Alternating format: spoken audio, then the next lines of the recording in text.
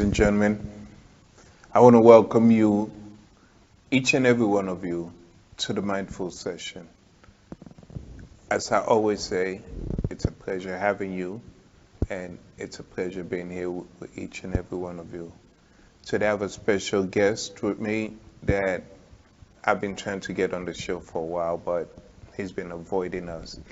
But I have the pleasure of having my co-host with me, Sir David SLEET. How are you, David? Good afternoon, everyone. UNISA, it's great to be back in the studio. I'm really looking forward to today's session. Really am. It's a pleasure to have you. My guest today is Sir Richard, a gentleman of all nations, a gentleman of God, a gentleman of faith.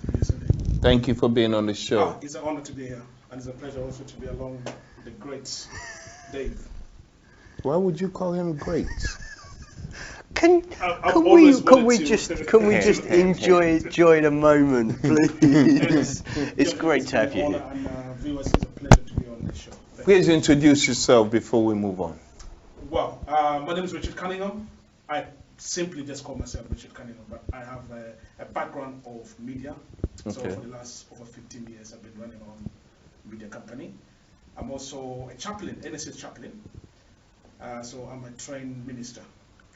Yes, it is. Wow. Yes, it is. Amen. Yes. Well, please. Do you know, I think we've done almost 40 shows now, and we have touched on almost every part of mindfulness. Precisely. Except faith. Wow. So today's show today is all going to be around faith. So today's show is called the Mindfulness of Faith. Wow. Now, ladies and gentlemen, let's just focus on it. You know, there's so many people believe in different aspects of faith.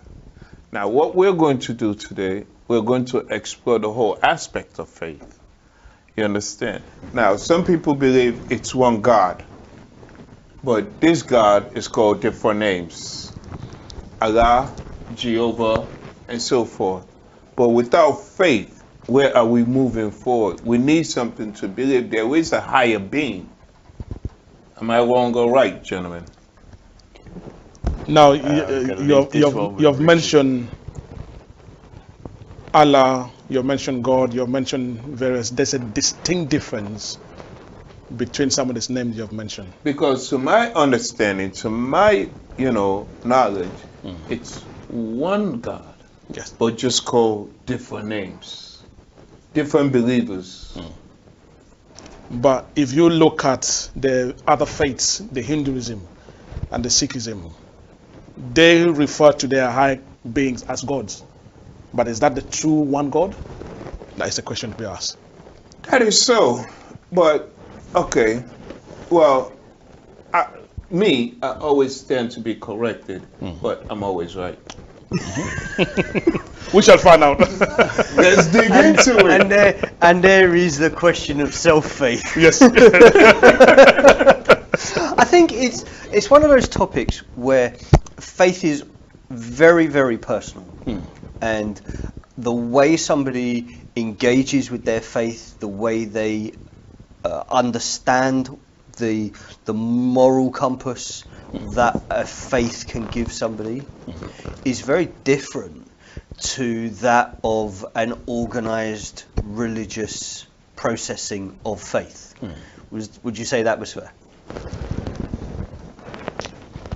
I mean, that can be debated. As simple as yes. It's a fair debate to have. Yes. Well, and it's also always healthy to have a debate. Yes. That's the only way we can also understand each other. But nowadays, as I said, the worst thing to get into a debate is politics and religion. Would you agree with that? No, we should not always believe what the papers, the news. They were always going to come with, those phrases. Those sound bites there are avoidances, aren't they? And over, I'd say, the last probably 100 years or so, we've avoided talking about politics. We've avoided talking about religion. We've avoided talking about really big topics that are ingrained in our own psyche as individuals. So are you saying this is a form of separation? I think it's caused a degree of separation. You see, the reason I believe they're saying you should avoid politics and you should avoid religion, because there's some faiths their belief is so strong that if you oppose it, they can actually, they can fight against you. So that says we should avoid it. But the question is, can you live without politics? Because most of countries, they're involved in politics. So you can't say you can't live without it. Now again, if you come to religion, you can't live without it, because that's a fundamental lifestyle of a lot of things, a lot of individuals. Are you aware of the fact that you're digging a hole right now? And that's, you see, it's good. It's good to discuss it. Yeah, it is good. Yeah, to discuss absolutely. it. Because right now, when you say it is a fact, every country has to have a political government. They don't have to. They don't have to. I'm saying. So you're saying there should be a free nation? No, I'm saying this is something that we cannot avoid. Yeah. It's already there. So you can't say, oh, we can't live. You should not talk about politics. You should not talk about religion. But because these are things we exactly on a you can't basis. and you can't avoid it. Yeah. And one of the things that strikes me when this conversation comes to any table, dinner table, board table, studio table, is exactly the same. Faith has already been contained under the label religion. Faith is bigger than religion, has always been, in my mind. And when you put a cloak over that faith, because we want to talk about this religion, that religion, it's the perception of how faith comes from here to the table. Now, if May I correct you? Let me just come in before. Now, I want the viewers and we here at the studio to understand some distinct differences when someone says religion and relationship. You see, there's a clear difference, because you see, if you ask the question, what is religion? What is a definition of religion? Because you see, religion is a way or a system, but there's a difference between a system and a relationship. And that's what a lot of people, I'm not into religion. There's a difference. I am into relationship. With the faith. Not with the faith. Okay. With faith, the higher being? You can call it that way, yes. But there's I have a relationship with God. Now, what do you mean by a relationship? Just like a father and son have a relationship. It means there's a communication. Yeah, but there's that's understanding. But that's why we say, Father, forgive me for their sins.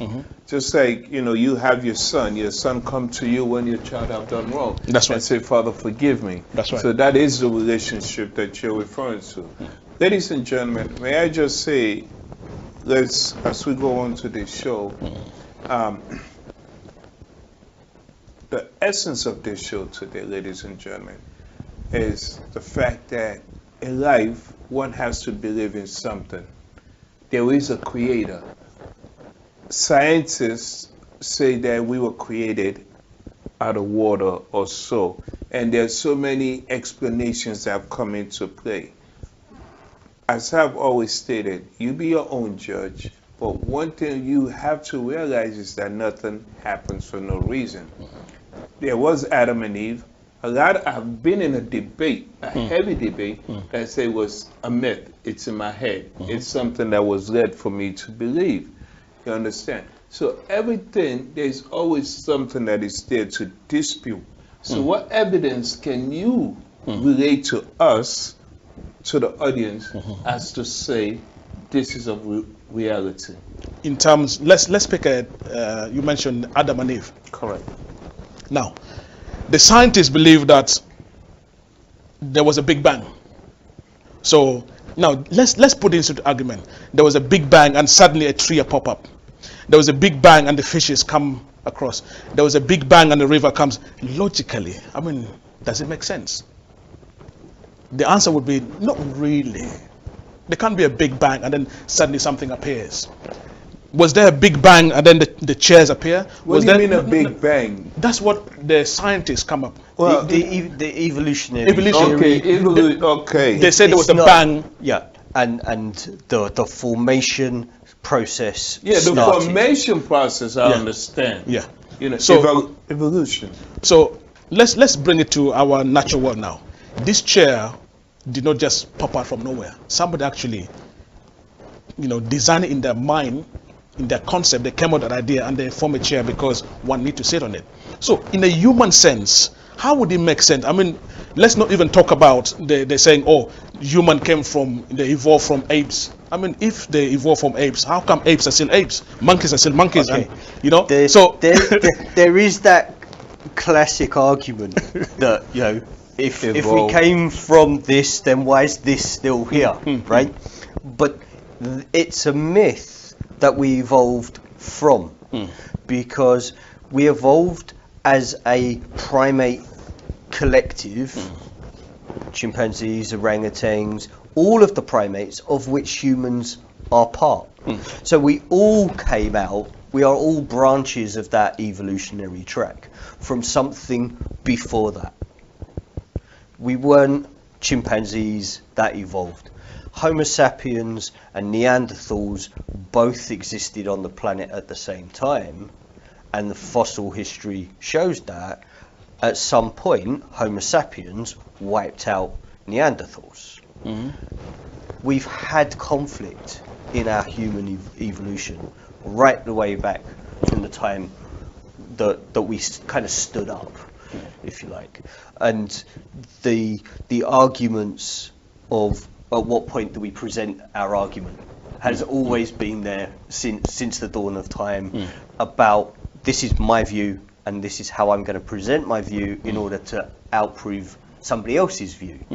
That's human nature. And when we look at faith, faith is what we believe. There is no evidence that categorically says what I believe, you should believe. True. What you believe, I should believe. Sitting Bull, who is someone that I have admired since my teens, someone who said an eagle is an eagle, a crow is a crow. That doesn't mean that we have to fight about the sky. Absolutely. And this is where faith and religion have diverted over generations, and that sense of, no, this is the way we are supposed to fly, has reigned supreme. So the loudest voice becomes the only voice. The dominant. Yeah. And that then segregates other voices. So now the crows don't fly because the eagles are the largest creature. It doesn't happen like that. One thing we need to understand is that in life, everyone is trying to outshine. Let me put it in layman's terms. Everyone is trying to outshine the other. My religion is better than yours because so and so. No, my business is better than yours because so and so and so. So the essence of it is that it's up to you as an individual. As we say, where there's hope, there's faith, and where there's faith, you understand? So we have always led that life. Me personally, I believe in my Heavenly Father. I believe in my Creator. I don't think I was just created out of luck. I think I'm here for a purpose. I think I'm here for a reason. Absolutely. So with that said, I think it is up to us, because if we don't have that faith, we don't have that hope, then what is our purpose on earth? That is a very valid point.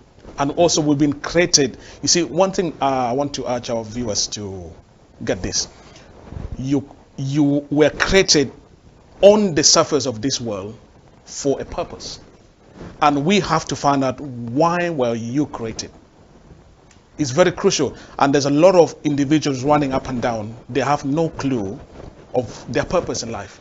Therefore, you see, when you find your purpose, you will find fulfillment You find in your joy. life. Yeah, absolutely. And how often have we've spoken to guests or we've had conversations that highlight the importance of that self-awareness in us before we go out into the world and kind of impose our thoughts, our feelings on anybody else. Faith is something that's inside us. And when we find whatever that faith is, religion is the coat, right? But religion faith is a coat. Coat, a jacket, Okay. something that we wear I thought he said that coat. allows us to understand Gotcha. and build that relationship with our faith. Okay. The faith is inside us. And I'm sure I can't remember the actual verse, but somewhere that we are all our own gods. God is inside us. And we were created in the image because it was whoever we were that was inside us. Do you believe that?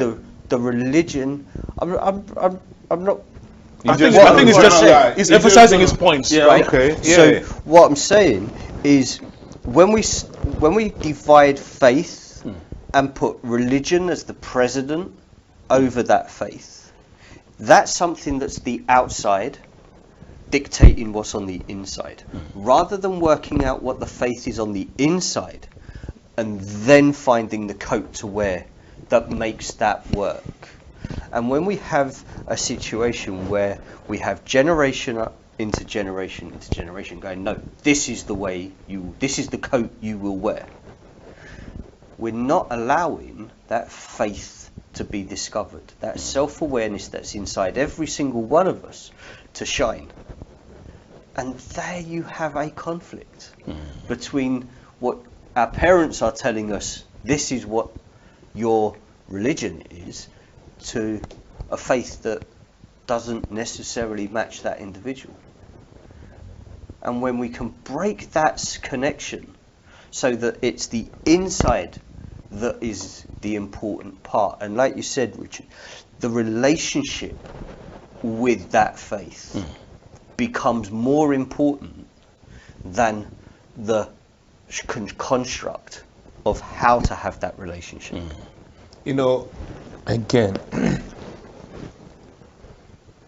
they say, as I always say, they say, when you go to church, mosque, the masjid, whatever it is, whatever faith you believe in, togetherness, God shines upon you, right? He's there where many people gather. I'm not sure of the code right now. Okay. But also, you can be in your home and you can pray, and He's always listening.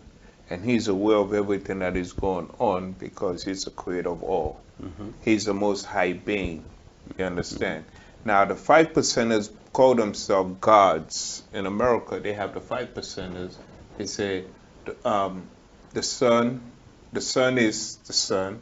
The mother, I forgot how that goes, but the essence of what I'm trying to convey onto the viewers is the fact that during these times, we need to believe in something. We need to believe in something because it's too much going on.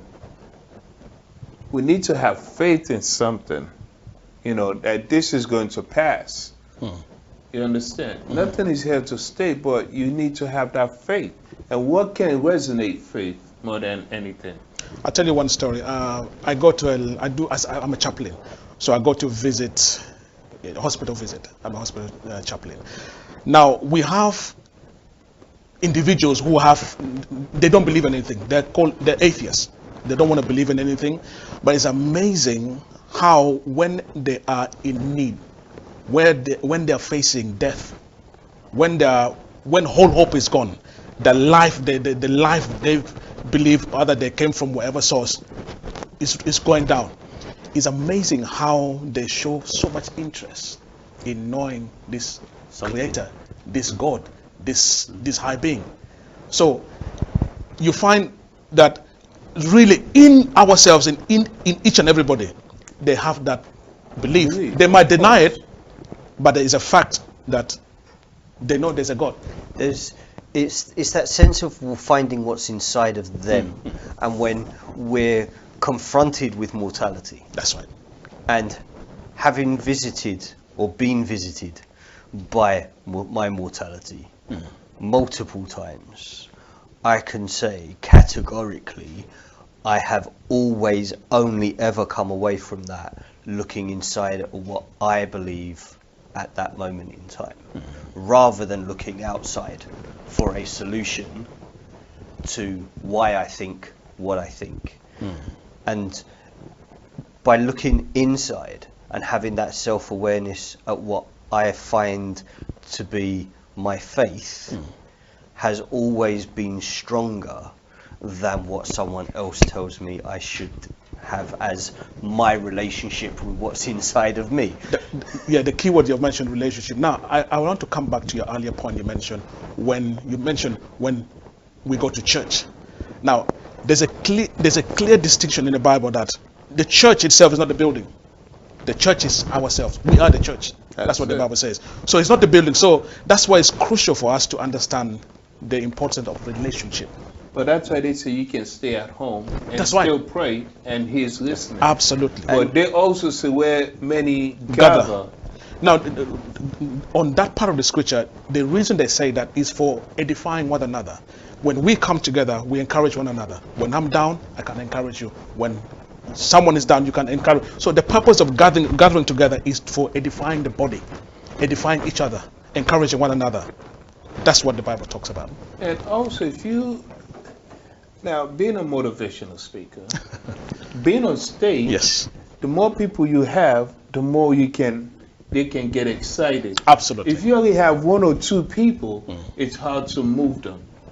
Yeah, we do move them, but but the more they gather, the more you can get more momentum. Absolutely. And So I it's do that understand group that. energy That's right. that you are tapping into That's right. that allows whatever their faith is in themselves at that moment in time. In the example that you're giving of motivational speaking, you're tapping in to that desire for that energy to come to the surface.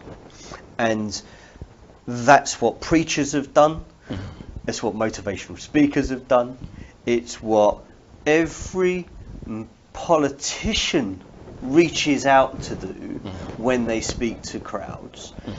And that has been the same in human existence from way before what we understand as religion.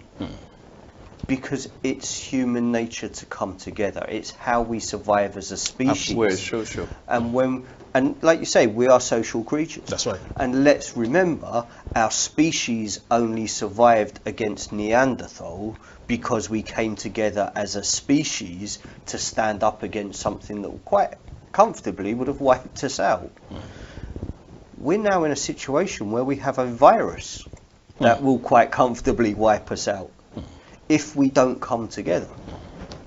And when we look at the mindfulness of faith and we get tripped up by the display of religion and the control of that faith, we don't come together. We divide and we come into our smaller groups, not our larger groups. And that, I think, is one of the most dangerous things right now we face. You see, the thing about this show today, and I'm so glad, I know we are so glad, we are also glad to have you, is because, as Evie said, with this virus, with this crisis, it's a lot going on. Absolutely. Spiritually, mentally, emotionally, in every aspect. Now, the mindfulness of faith is just for us to narrate that we need that faith, we need that belief. It's irrelevant. We're not here to dictate to anyone as to what they should believe in. But we just want people to know they need to have faith, mindfulness of their awareness that there's a creator, there's someone. They always say when you die, there's heaven or hell. And I always had someone that used to always tell me, this is hell we are living in.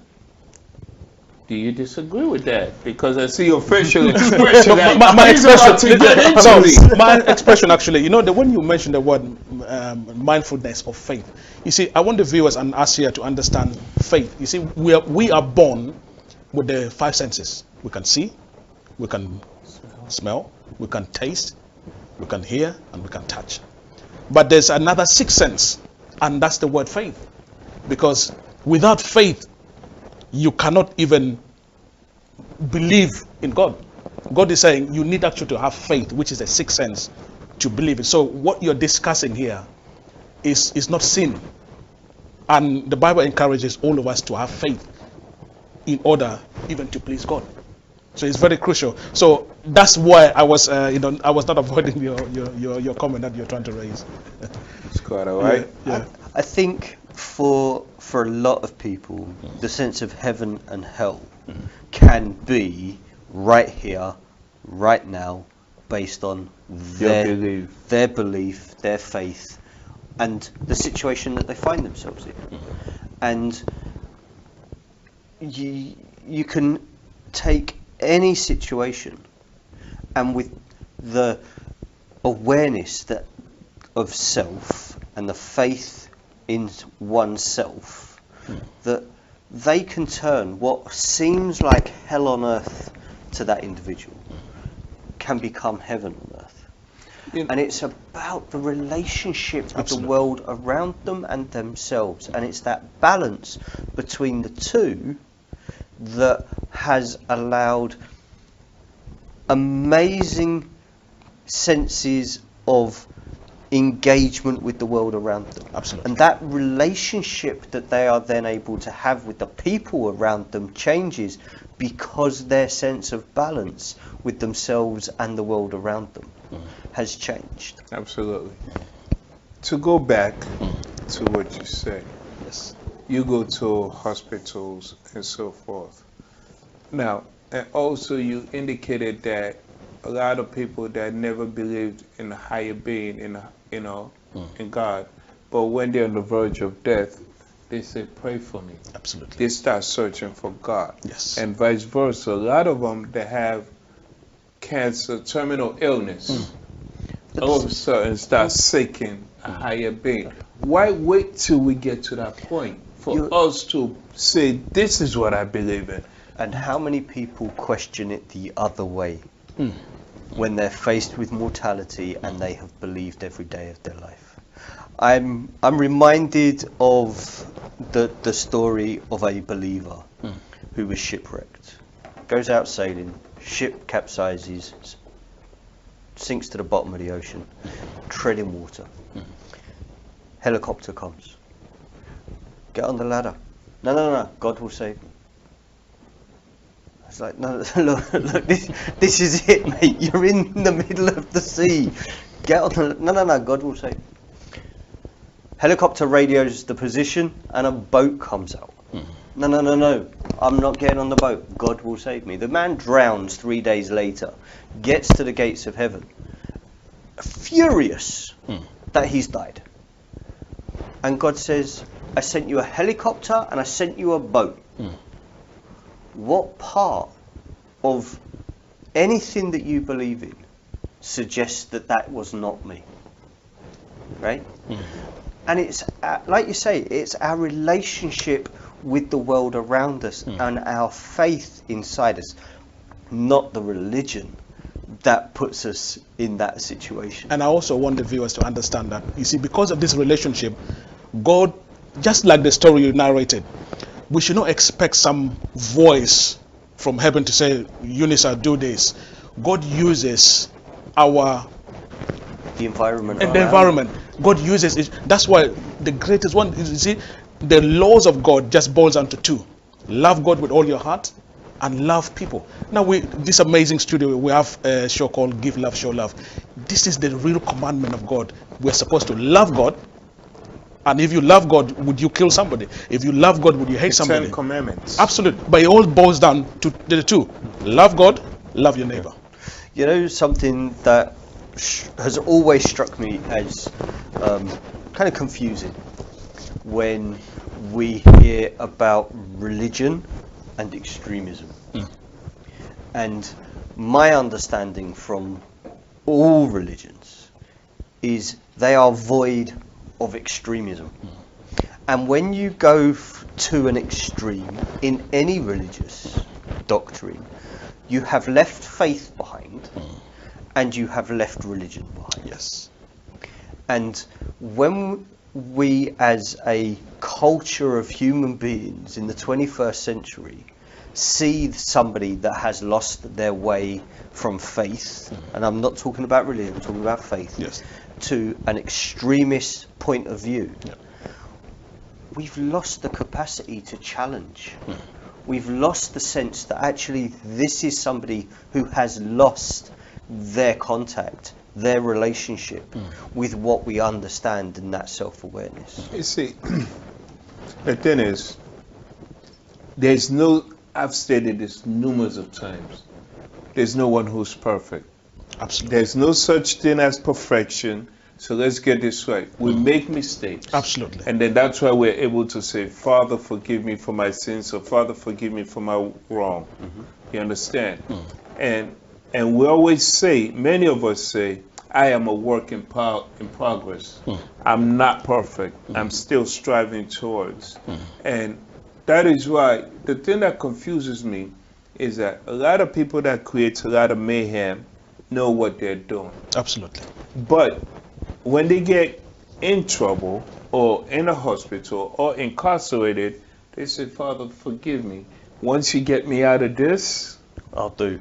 I will do right. Like a And bargain. some don't have the faith, but once they get in that predicament, And it's one side of the same coin, isn't it?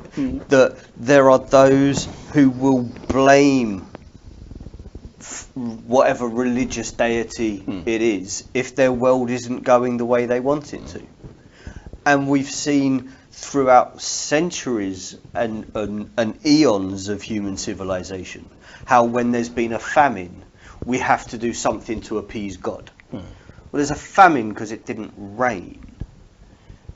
Does that mean if we go and kill 14 goats and 3 children that we're going to get rain? those are superstitious people. Yeah, but this is where I'm saying is there are those who have that sense of when things go wrong, it's because they've done something wrong and they're being punished by a God. And it's the flip side of exactly what you've said. When something is going wrong, they pray to that God to go, okay, I won't make these mistakes again if you get me out of this. So you're saying those that get in those trouble is a individual- form of punishment? No, there are those that believe that, Okay. have believed that. And it's the flip side. And it's because I think that we've lost the sense of the faith is in us. And it's how we interact, the relationships that we have, the way that we engage with the world around us, that empowers those relationships, good relationships and bad relationships. That is true. So let me ask you a question. Yeah, let me just add on to your point. You see, in the scriptures, in the Bible, there are times and seasons where man has fallen or has come short of God's presence. So what God does in certain various scriptures, you find that God will, example, cut off rain because he wants to draw the attention. It's just like a father hiding the snacks or some goodies from his son because his son break the rules. So you'll find in the scriptures where God cuts off supplies of, let's say, rain.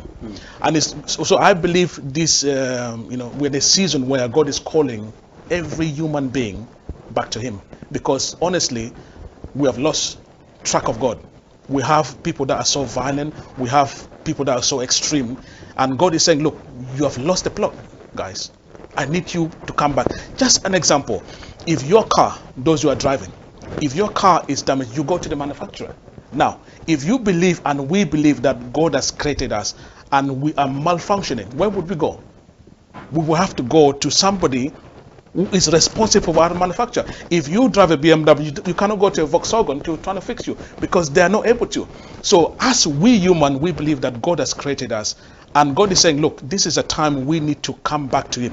And also, in this time of pandemic, God is saying, look, the solution to this vaccine, solution to this COVID is not vaccine really. We need to get back to the relationship that God has established in us from day one. That one, you're going to have a lot of messages. Absolutely, that's what we want. And that's what we want. Yeah. Because we get it. So just to No. Don't get me wrong. The vaccine is all good, but the whole picture of all of this is God is saying, I'm not just saying for the pandemic. No. Don't get me wrong. I'm saying that God is calling us to get back to him. You know, Richard, before I even ask you the question I was going to ask you prior, David touched upon a lot of things, and I tend to take a lot of mental note, but I'm going to reverse it in a different way. Yes. If you allow me. There are people that are suffering financially, live in bad neighborhoods, which are God-fearing people. They pray, they go to church, they give their, tithes and so forth. But at the end of the day, they are suffering. The people that they're giving their monies to, I'm giving you money today, but when I go home, I don't have nothing to eat. But the person I'm giving my money to is in a helicopter. Is living in a mountain, far in a mansion. Do you know they asked Jesus the same question? But if you allow me, and also they are saying, God, why am I going through this? Now, they say never ask why. Understand? Let me come to, and that's why I said they came to Jesus the same way, because there was a man by the pool. He was blind. He could not speak. He was blind for 38 years. So they asked Jesus, they said, now, this man is it something that he has done wrong? Why is he suffering? This man should be able to see. Why is he blind? Now, what was Jesus' response? He says, no, this person is blind in this situation because we want the glory. God wants the glory to be manifested. So a testimony. So sometimes when we see bad things happening in our neighborhood, not because somebody has done something wrong. No, anyone can ask the viewers, what about these children dying? Have they done something wrong? No, we should not just say, this person is suffering. We as people try to reverse it as to say God is called his angel. You understand? That's how people look at it now. And it comes down to what is the coping capacity of the individual in the situation that they are in, and how can we make that situation as manageable for them based on the experience that they have. It's something similar. I was ready to ask him, but it's like he's reading my mind. Absolutely. He's using faith. Yeah. But if you want to ask it, go ahead. But my thing is, someone who's going through so much, who has lost faith, how can you relate a message for them to come back as to say, this is what you need to believe in. This is the creator of all, the king of kings, the omega, the alpha, and so forth. How can you convey that message for them to believe and come back and say, okay, I need to fast, I need to meditate, I need to get back to my holy self? You see, one of the greatest... that was a message question you were going to ask. you see, one of the greatest miracle, or one of the greatest thing that an individual wants, is a peace of mind. You can have the highest amount of money in your account, but if you don't have peace in your mind, you can never enjoy that house. You can never enjoy that nice living. So some people are suffering. The number one thing they need is peace in their mind. You know, something that strikes me, we have audiences right across the world. Some in rich areas, some in the least rich areas you can imagine. Okay. When we look at the happiness scale across that platform, right? What you might see as financially wealthy, affluent areas, they're not the happiest. There is something in the sense of the self-awareness that somebody has where the happiest they can be is just being with somebody else. They love. And having that relationship, that is more important than having the money, the car, the house, the air conditioning, everything else. It comes down to what is inside each and every one of us. I can answer that for you. Faith, as I said right at the top of this, is something that is so very personal. Absolutely. And there are things that we will all believe, and there will be things that you believe, and I believe, but we won't share. Absolutely. Understanding the mindfulness of faith comes back to exactly what you said just a few moments ago. We all hunger for that peace of mind. Absolutely. But we're all searching for that bit inside us, that self-awareness. Gentlemen, I really feel as though I'm not satisfied. And you have a right to. I feel as though there's so much more that we need to ask you. You need to explain to us.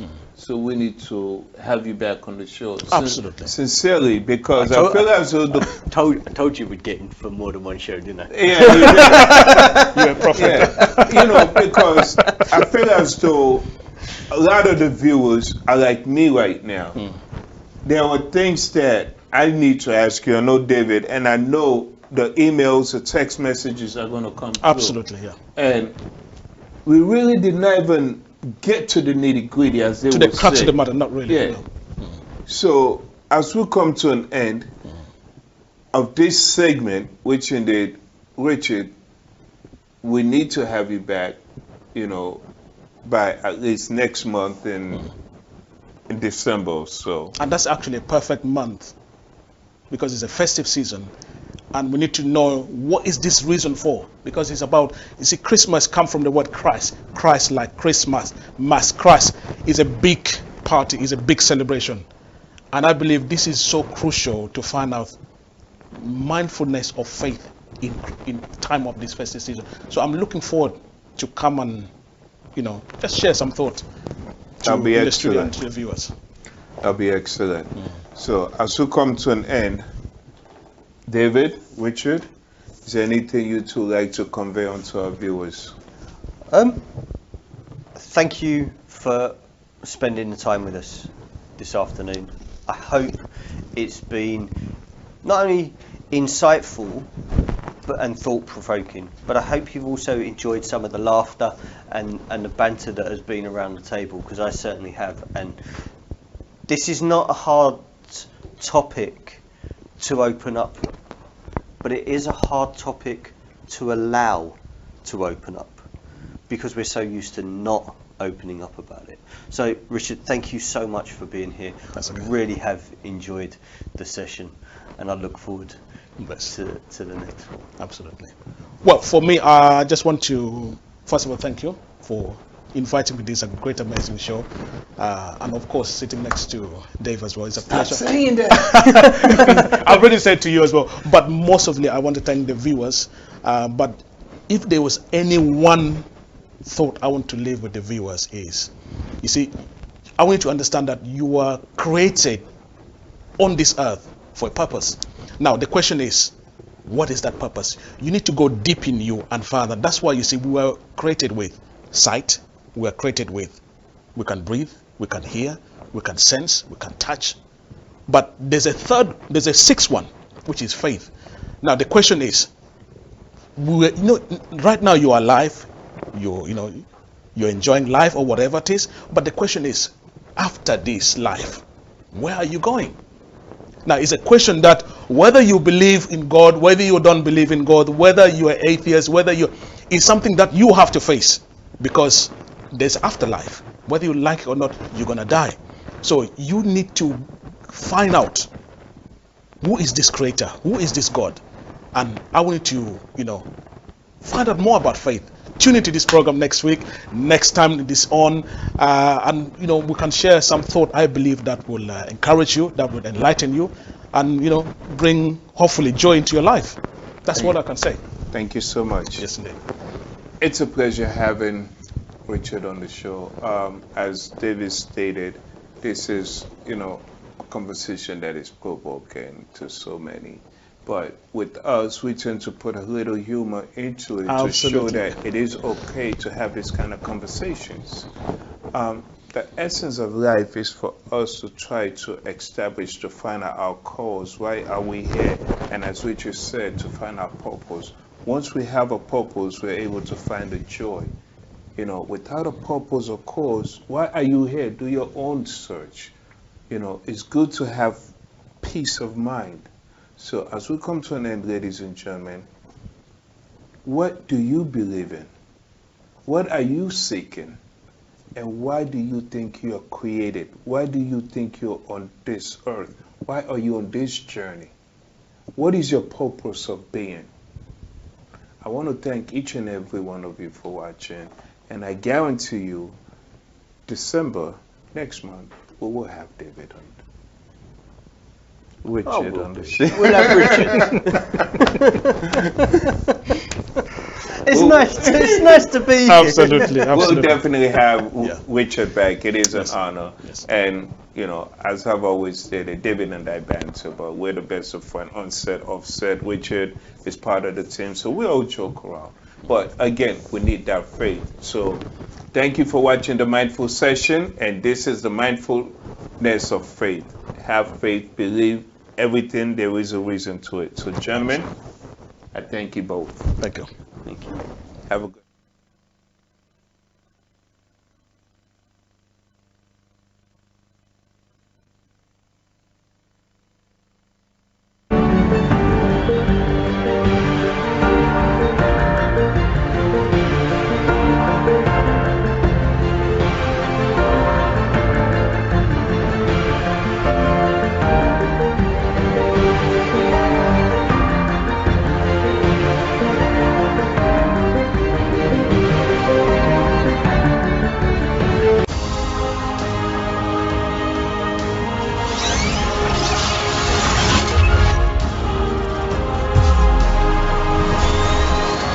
You are watching AMAZE TV.